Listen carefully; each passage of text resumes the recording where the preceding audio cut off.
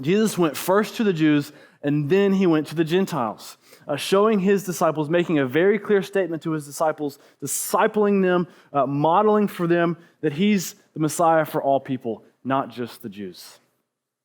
Which, for us, listening to this is really good news, because most of us, we don't have a Jewish heritage. And so practically speaking, Jesus is making it clear through his life that Jesus crosses all cultural backgrounds.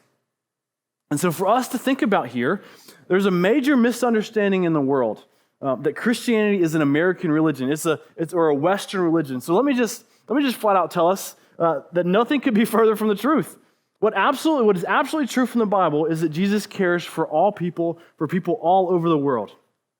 And so for us, that means that we too need to be for all people.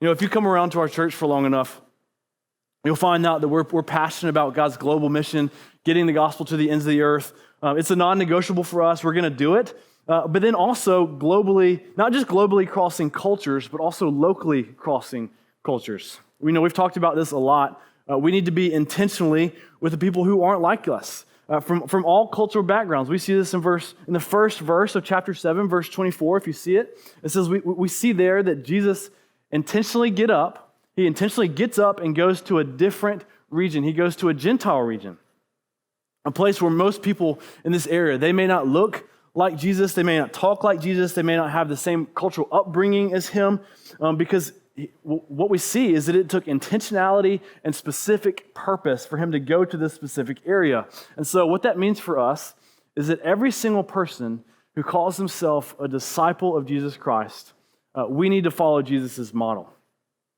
The discipleship is for all people, both globally around the world and also locally here in the Tampa Bay area.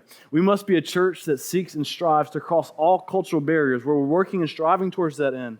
But we have a long way to go here at New City Church. So something simple for all of us to evaluate is what does this look like for our individual lives to cross cultural barriers?